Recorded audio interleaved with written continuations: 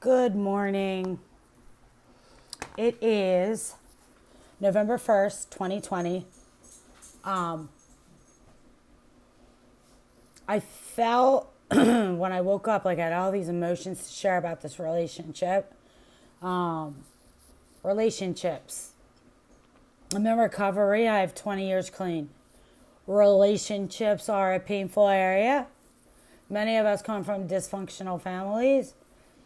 And these families are codependent. How are they codependent? You're not allowed to be who you are. So you witness your parents with each other. Their needs aren't met for whatever reason. They work too hard. They work too much. They're not getting the love they need. Are stressed out. Death. Trauma. They don't let each other be who they are, so they start bickering. They have unaddressed codependency, unaddressed.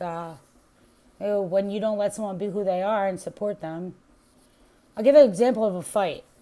I had an argument with my son. He's 19. I pay for everything for him. He acts real arrogant, and he said I used his towel. To me, that's small and silly. I guess he wanted validation, but the way he came at me. So I said, then move out. You disrespect me, you're 19, I pay all your bills, I pay your cell phone, your health insurance, your groceries. You pay me no rent. You don't like that I used your towel, which seems silly to me, get out. So that's an example of codependency, whereas he felt I wasn't hearing him. He obviously has some OCD. He has to use the same towel. And I used it, and it escalated him. So what's underneath of that? He feels he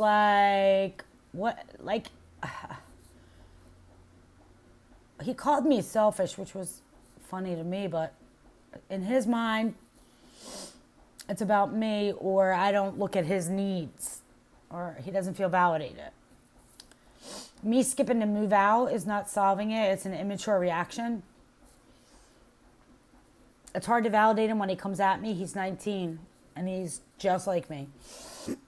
And it's also hard because I pay for everything here, and it feels very disrespectful. But who taught him how to communicate like that? Me and his father. The reason I am making this video is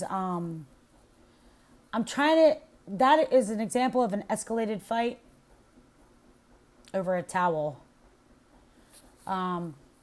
Everybody wants to be accepted and loved for who they are. Everybody, right? For who I am. Is there room for growth? Absolutely. If I have to grow, that's on me. If I have to change some things that are toxic, that's on me. But it shouldn't be used as an attack in a fight, right? Because that just feels like a violation, a break of trust, character assassination, painful, lack of trust, a break of trust. So it's like how we communicate in a kind and loving, supportive way to one another would be, Mom, you used my towel. Tucker, I'm sorry, I wasn't aware. Which I tried to tell him I wasn't aware of which towel's his. There's like 25 towels. I didn't, It's just about how you communicate in a supportive way. At this point, on a side note, he's 19. I'm feeling bad because I'm feeling like it's too late. I wanted to start my own channel last year. I was in a relationship for a year. I was with my husband for 20 years. We were married 17, together for 3. We were codependent, and I was more of the love addict. He was more of the love avoidant. Neither of our needs were met, and it was very codependent because his needs weren't met. He didn't feel seen, heard, or validated for who he was and how he loved.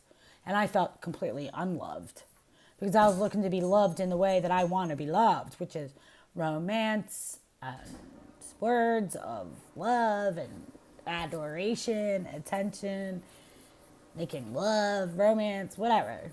He just wanted to help with things, which I do appreciate, acts of service. But he wanted the freedom to do what he wanted and be who he was without being ridiculed by me, and me implying that he wasn't good enough, as he was, because I was the needy one with all the needs. I'm that personality, over expressive, over emotional, and I just wanted to be loved. But the problem was, I was loved in the way that he knew how to love. And if you go back, it comes from the parents. I didn't feel loved by the parents. My dad was overly strict. My mom gave gifts. And I didn't get the emotional nurturing. So, textbook, I grew up looking for it in men. Men became my addiction at an early age. Fantasy. So with codependent children in codependent families escape to fantasy as children. And I had made up a whole imaginary family. I had a crush on my first boy in kindergarten. So fast forward to, having no boundaries, low self-esteem, saying yes to everything, and getting into smoking weed and cutting school and smoking cigarettes and drinking alcohol. And boys. Pup, can you come here? Puppy! Pup! Because I'm making a recording, puppy. Thank you. So my dog's a problem, but I love him. He's my best friend. But he is very noisy and mischievous. So if I go on to share the purpose of this is the purpose. The purpose. I woke up, it's Sunday morning, and I woke up, I took a shower, had my coffee, smoked a cigarette. I've got so much to say. And a year ago, so we end the marriage, and I find the love of my life, and he relapses on heroin, which we know is fentanyl, overdose, and dies. So I go into grief, excessive grief. I think that's normal. I think everyone has their own way of grieving. And I prayed for God to send someone after 1 year of sadness and grief, and he sent Hakeem. So when I met Hakeem, again, because we dated in high school, I was so excited. And I felt that connection, that chemistry, that love, that belonging, because we had dated in high school and we found each other and we were both single. Now, we had been friends on Facebook and on Messenger and even texts and calls, just friends. And we were both always with someone else. Finally, here we are. I'm unattached.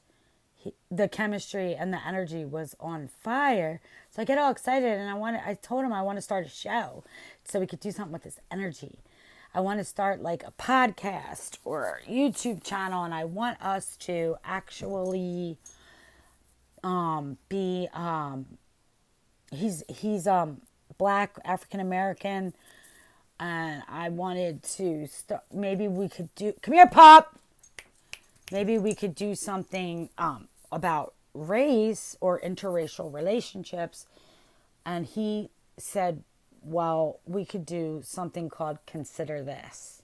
And we'll call the show called Consider This. So we get wrapped up in this relationship, and it was fire. And what happened was we both had unresolved trauma. We both had unresolved issues, and we harmed each other. I became emotionally abusive, which I shared about on my previous videos, and then he left the relationship. This took me on a course of study. I studied love addiction. I studied codependency. I studied what is emotional abuse, taking hostages, not allowing them to have friends. Well, they can have friends as long as you're in on it. Like being possessive, telling them they don't do things right, wanting them to do things your way, being codependent, not allowing them to be who they are and love how they love. So these relationships, I learned nothing from 2 failed relationships. A 17-year marriage, love of my life, he died of an overdose. And here I am with another chance at love, and I fucked it up again, unresolved issues, unresolved codependency, unresolved trauma. And me and him kept traumatizing and re-traumatizing ourselves. So what happened was, re-traumatizing each other. So what happened was we formed a trauma bond. And we would break up and make up every month or every 2 weeks. I know this is common with recovering addicts or maybe recovering alcoholics. I know that it can happen at any age, in your teens, in your 20s, 30s, 40s, and we are in our 50s, our early 50s. So I lost myself because I over-focused on the relationship, so he left the relationship. And then I was forced to go on this journey of self-discovery because I wanted the relationship back. I wanted the prize. The prize was him and the love that I've been looking for all my life. And I put love and relationships in place of my higher power, in place of God and self. And so I go on this journey and I learned I had no boundaries. And I learned I didn't let people be who they are. And I wanted them to act to my comfort level or have my same values, So then I crossed their boundaries and I allowed them to cross mine. So it was overwhelmingly enlightening. But what happened was when I would get back in the relationship, I would expect him to be who he was when we met. That fiery, in love, devoted to you. You're the love of my life. You're everything to me. I wanted him to be that again. And he wasn't having it. He wasn't doing it. Now, he might say, this dog's annoying me. He might say it's because of, he didn't trust me.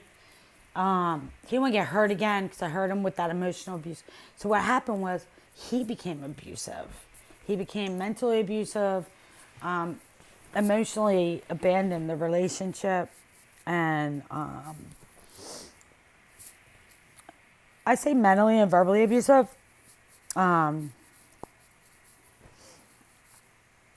He stopped taking responsibility for anything. He blamed everything on me all the time. If I tried to talk to him, he'd talk over me and the relationship and hang up. I kept wanting to try. Can't we just try? I would ask him, do you really want it to be over? I was not letting go. I was not letting go. We were going to make this work. I learned all this stuff. We're going to be happy. We're going to get it right. And,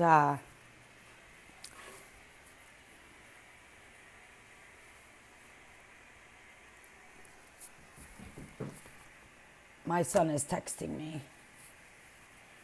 I have 2 boys and a girl. I have a 25-year-old, a 19-year-old, and a 17-year-old. I'm a single mother. I own my home. I still pay my mortgage. I'm a drug and alcohol counselor. I own my own little car. It's just a little 2007 Ford Focus. I'm relatively stable at this time. I'm lucky. I'm blessed. I have spirituality, good friends. We go to yoga.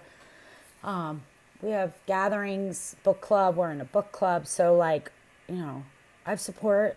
My parents are alive. I have 3 healthy children. I have a best friend of a dog, crazy cat. There's nothing really, I'm really blessed and lucky. And this relationship just broke me down. It really broke me down. And the self-esteem I noticed, wanting his approval. He based a lot of things on what I was doing, not who I am and how I feel. More like, did I go to yoga? Did I work out? Did I eat healthy? Did I go to work? Did I be a good counselor? Did I be a good parent? And me, I was just loving him for him. I wanted the thoughts and feelings and emotions, the love, the companionship, sharing a life, going places together.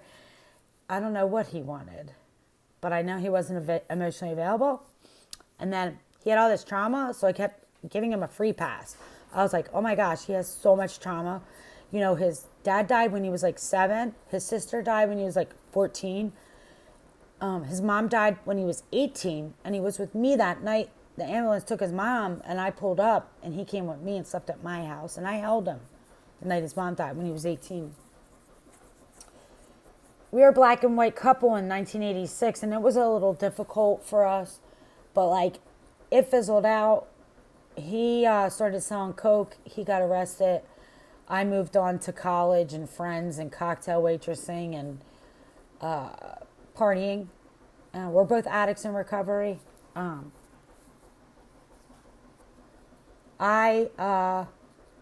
He came to find me when we were 22, when I lived at the Heathercroft. He never lost like the memory of me. He considered me his first love. And I was surprised by that and flattered by that. I kind of felt like I owed him an amends for leaving him hanging when he got arrested. And my dad didn't approve of the relationship and called him the N-word at my house when we were kids. He was 17 and I was 18. I felt like I owed him an amends.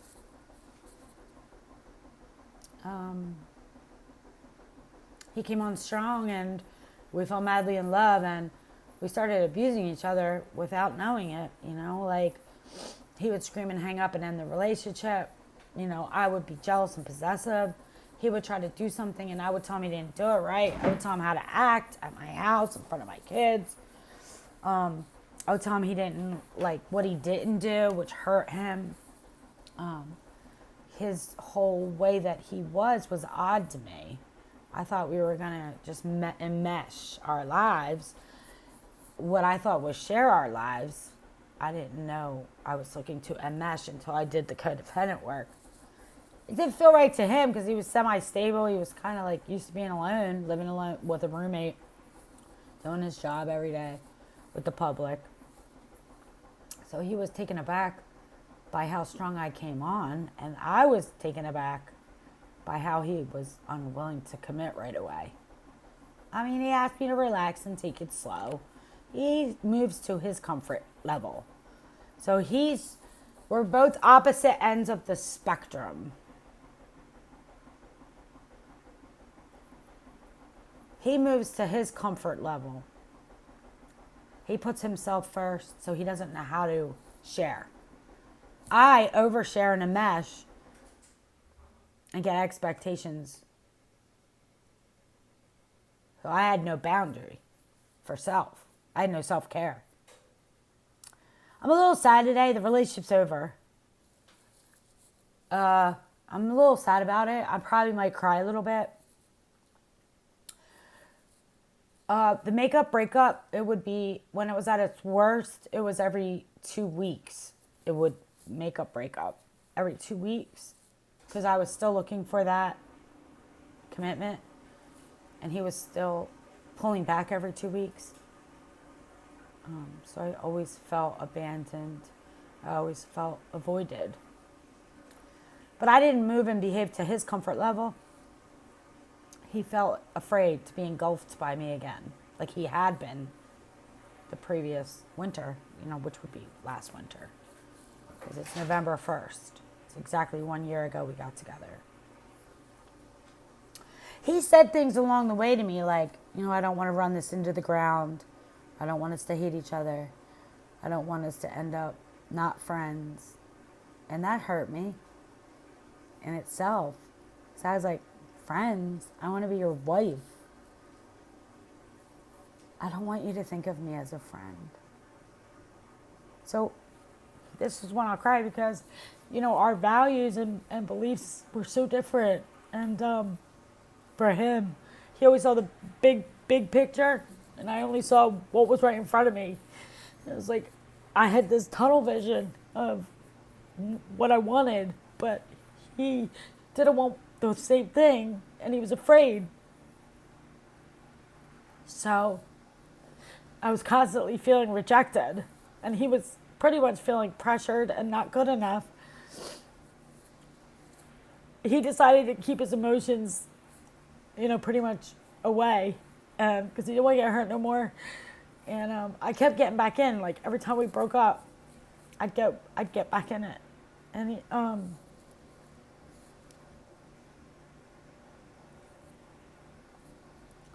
the worst point was probably July. We would get, because we would break up every 2 weeks. He would usually end it. I would get pissed. We never could talk our problems through. Someone would yell or scream, mostly him. And then I would shoot all these long ass paragraph texts. Come here, puppy. So, somewhere in, I feel like it was the end of July or I don't know exactly when, where it started to be every 3 days. It would be like every 3 days, every 2 days. Every time we broke up, it would take him a while to warm up again. I would be right back in it. I'm a romantic. I love you. For him, he would always act like it takes a while to warm up. He would call 3 times a day. He would give me the good morning text, the call on his break, the call after work, the text or call after the gym, but he wouldn't come close. He wouldn't get close. He wouldn't do things. He wouldn't do things together or anything like that. So in August, I said to him, listen, I want to either shit or get off the pot. Because for me, we weren't celebrating our anniversaries. He wasn't able to celebrate. November 5th, I made our 1 year, but we started talking October 23rd. So for me, I was like, I wanted to celebrate our monthly anniversaries. I wanted all that. He couldn't bring himself. I don't know, he was harboring so much pain. I think I broke his heart the winter before and he never bounced back. He ended it in April. That's when I went on the journey of doing the work. And at first I just tried so hard to prove to him that I was better and getting better so I could have him back the prize. He was the prize. And he just kept beating me down. And now it was like I wasn't good enough. No matter what I did was wrong. He wouldn't participate in. I was calling him a love avoidant, and then I was wondering if he was a narcissist. I was trying to figure him out. As I was figuring me out and I wasn't getting the response I wanted, I was trying to figure him out. Maybe he has so much trauma from all that loss. Like, then after he lost his mom, he lost his 2 brothers, so he's lost everyone but 2 sisters. He lost his best friend. His best friend killed himself. He's lost a lot. And he went to jail for drug dealing. He's just a hardcore individual. He let me in the beginning because I'm me. I'm that special person that he let in. But then as soon as he felt like abused, he never let me back in again. I finally had to give up because what happened was in August when I gave him the ultimatum about, like, I want to shit or get off the pot. I'm 52. You are 51. I want to shit or get off the pot. I can't do this anymore. Either you want it or you don't. I was very insulted by him saying he was undecided about our future. I was very insulted by that. It triggered my not feeling good enough or feeling rejected. And I had asked him, do you have commitment issues? And he would tell me, no, I don't. He just felt unsure about us, or maybe he didn't trust me. So we ended it in September again, and we didn't talk for a month. In October, under the full moon, we had a horrible fight. He acted like he wanted to end it. And we ended up staying together. This whole past month, we stayed together. And I just tried to, I would go in denial about his lack of romance. I would go in denial about, like, how he couldn't celebrate, like, our anniversaries. How he couldn't say I love you during sex. How he couldn't say I love you at all. Didn't he stopped like hugging. There was a whole bunch of stuff, and so he became more and more abusive with if I was upset about something and I tried to talk to him about it, he would freak out, and then he would not let me talk and hang up. He had a lack of empathy for me. So I started comparing him to my other relationships because I was like, I did have that way of being emotionally abusive myself or codependent, demasculizing sometimes. But that was what I did before. I hadn't done that really recently. I mean, I did get really mad when he avoided me or abandoned me. And then I thought about my marriage and how Tim shut down. And then I thought about Michael and how he shut down. But Michael was like using. So I was trying to figure out, it's me. I make people shut down. Or do I pick avoiders? Or do I pick narcissists? Do I pick men who've been abused? Yes, yes, and yes. But Tuesday night came to a head where, like, I guess I was kind of in denial because I didn't want to lose him about his lack of emotion in the relationship. And he lost someone. It's like he would go through the motions, you know, and he like brought me a box of food, or he came over, or he gave me $60 to get something, or I don't know, didn't do much, but he did the little things that he could do. When I took a look at, like, wow, his lack of empathy for me and his lack of emotional availability, lack of emotional connection, wow, that's overwhelming. I don't know, I just decided I felt real abused. I felt ugly. I felt old. I started to get an obsession over arguments at work. So if we had an argument at work, I'd go in obsession and I couldn't focus on my job. So I knew it was getting sicker. It wasn't getting better. It was getting sicker, and there were less and less and less emotional connection. Oh my God, because he used to write since '86 with a yin yang, and he used to write "Love of My Life." I don't know. So he couldn't even say "I love you." I just refuse to wear it. I'm not breaking down because I refuse to wear his shit, you know? So if he moves on to another relationship, that I'm powerless over that. I'm not.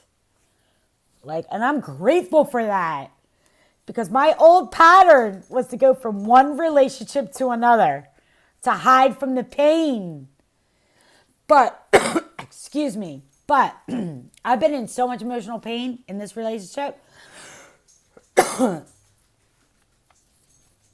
There's no more left. And I don't, I've already lived every scenario. Him making the girl the best friend, talking to her about me,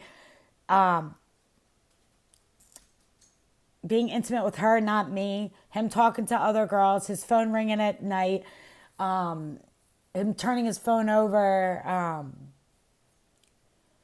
Facebook, him ignoring my comments, but not the girl, Denise's comments. I've already, like, him blocking me on Facebook and refusing to friend me on Facebook. That looks shady, dude. I was like, your own behaviors make you look so shady. And, like, why I'm able to be so calm about all of it right now is because I went through, like, just believing that he's in love with me, and I know that I'm different in a way because of our history, but also it's his shit, and, like, I've already suffered all the pain, and, like, if you talk to another chick, that's on you. Like, if you hop and skip your pain and you're emotionally lazy and you don't want to feel the pain and hurt and rejection, like, that's your problem. You'll feel it later, or you'll use and relapse, or whatever. Harm another girl or get harmed yourself. I mean, I'm so grateful that I'm not hopping into relationships. I'm not hopping in and out of relationships. I'm not using anyone else as a sounding board for attention and validation the way he has throughout our relationship. But I'm a lot more mature. I've grown more. I have 20 years clean. He has 7 years clean. I did the work like he told me to, but he didn't, you know? Why am I making this video today? Because if you're out there and you feel abused, I understand. And the worst thing anyone can tell you to do, whether it's your sponsor or it's your network, your friend, your best friend, your child, it doesn't matter. You're not going to leave until you're ready. You know, it's a co-addicted relationship. There is a trauma bond. You can't leave. And he did leave, and he always came back, and I always went back. It didn't matter who ended it. It didn't matter how long it was over. It didn't matter what was said and done. It didn't matter. We were always going to go back. In my first foremost, I don't want to be abandoned. In his subconscious, he don't neither. Look at all his pain and trauma. Dad dies at 7, sister at 14, mother at 18, 2 brothers like 7 years ago. His best friend killed himself when he was in his 20s. He lost that love relationship with the female that he was going to marry for 13 years. Jails, institutions. That man has, look at me. I'm a fucking unmanageable, emotionally dysregulated. Please love me. Please love me. Somebody love me. Nobody loves me, right? Because I wasn't loving me and myself. I wasn't having self-care. There's gifts that came out of this relationship regardless. Like me practicing self-care. I was in grief for a year when Michael died of an overdose on October 19th, 2018. He died of an overdose. It was a Friday. I was in trauma. I was in grief. 1 year later, here comes Hakeem. I didn't work on the problem from the marriage. I jumped in with Michael. I didn't work on the problem with Michael because I sat in grief. So here comes Hakeem. You get all my pain. And what did Hakeem have to offer me? All his pain. So all we had to offer each other was all our pain. What happened? We abused each other and we traumatized each other and we created a trauma bond. Nobody will leave. Nobody will leave. Even if you don't speak for a week. Even if you don't speak for a month. Even if you're just abusing with texts. Even if you're just abandoning or avoiding. We were trauma bonded. We both couldn't take one more loss. One more abandonment. We both couldn't communicate effectively. We both had a problem being vulnerable, being intimate, and dealing with abandonment. Why am I making this video? I'm making this video for anyone who is suffering. Drop a comment below. I'm going to maybe, whatever I can do to help people to know you don't have to get out of the relationship. Because when you want to get out of the relationship, you find you can't. And what happens is people start telling you that you need to get out of the relationship and you can't. Now you feel stupid, so you stop talking about it. You feel like you're going to die if you get out of that relationship. One of you, not both of you, one of you. One of you used to control it. The other one is now controlling it. And you can't get the fuck out. And I want you to know that's okay. Just for today, you're in a trauma bond and you don't know how to get the fuck out. And you're hoping it'll change. And you're hoping it's love. And it's okay. Nobody tells you when to get out. Nobody tells you when to get clean. Nobody tells you when to get sober. The most important thing is for you to feel safe sharing and talking about it. You feel ashamed to talk about it. Why? Because what if now you hate him or now you hate her and now we're getting married and you all hate him or you all hate her? One of you might run around talking about the other one with like a narcissistic way. The other one will keep all the secrets. Whatever, however it's going down. It's sick and twisted. It's sad. It hurts. It causes like anger and like emotional dysregulation, obsession. I just think that I ask God to speak through me as I always do. And like, I just feel like people need to be able to talk about the relationship. And you know what? Other people get so bored hearing it. They get so bored and sick and tired of hearing about it. And what did you do? You made it your higher power. That's what I did. I made this relationship my higher power. Total defocus on myself, my life, my issues, my reality. And that's what codependency is. It's a disconnect with reality. It's a disconnect with your own reality. So I woke up today. I was like, yeah, I was abused. I was abused Tuesday night. It came to a head. He disrespected me. He called me some degrading words. He's never done that before. It's escalated. His emotions are so blocked that they come out in anger all the time. And he has to control it by threatening to end it, or he has to control it by talking over me and hanging up, and by blaming me for the long text that I send in response to being abandoned, because I have to express myself or I won't stay clean and I'll get sick. And that's another reason why I'm on here. I just want to help people. I want you to know, yeah, you have love addiction or love avoidance and you have codependency. That's not your fault. It came from the family you came from. No good role models. Yeah, you're lacking effective communication. Yeah, you can't get out. You want to. No, you don't want to. You block each other, unblock each other, break up, make up. A little piece of what you had seems to disappear each time, which makes you sad. It makes you cling to it. It's like all your sayings, all your nicknames. Let's talk about the conditioned response of the ding on the text. Ding, ding, waiting for the ding of the text, especially early in the morning. That's conditioning. Do you know some of the things that I did? I'd change his name in my phone. I'd hide his alerts. I'd block him. I did so many things. I mean, I exerted. I tried everything. It feels good to surrender today. Just for today, I surrender. Because I was a little fixer. I can fix it. And then when he rejected me, I would change his name on my phone to Love and Light or Be Kind or Peace and Harmony, because I was still holding on. Like, I'll name him Be Kind. I'll name him Peace and Harmony because I want it to work. And I'm just going to wish him love and pray for him. Is that kind? Sure, but what about me?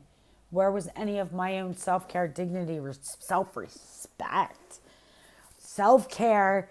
So God bless me. And I always say, God bless me. God bless me.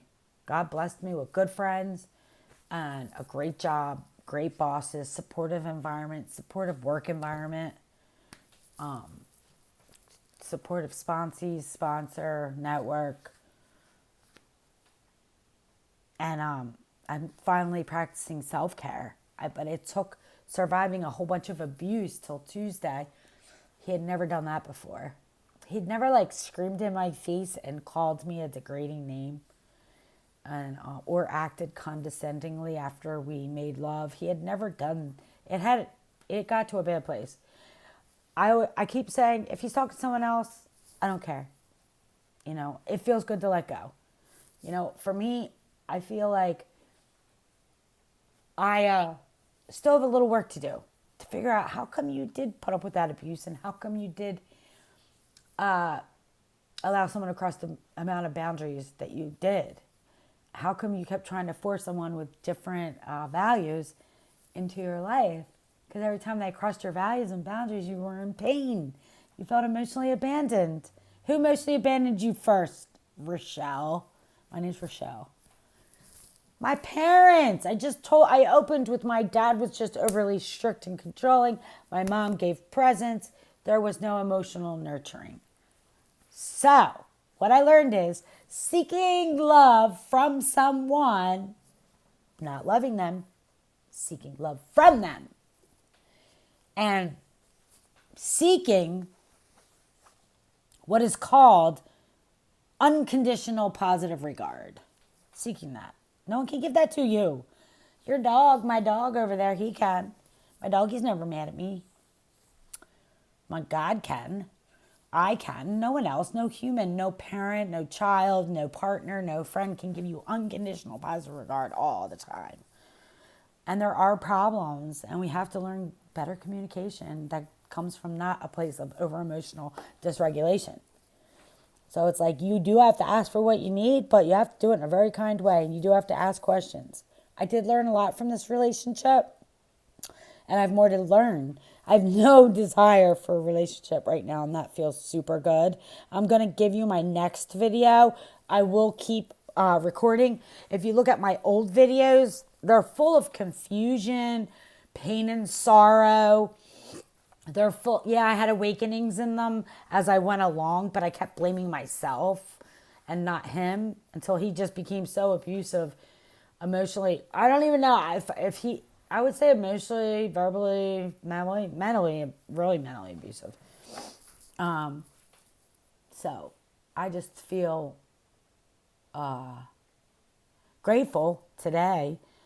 I feel grateful that I have the motivation for self-care to take care of me first and connect with self and stay clean, and the motivation to not get in a relationship. Just keep loving me so no one could ever do that to me again. Just for today. See you on the next one.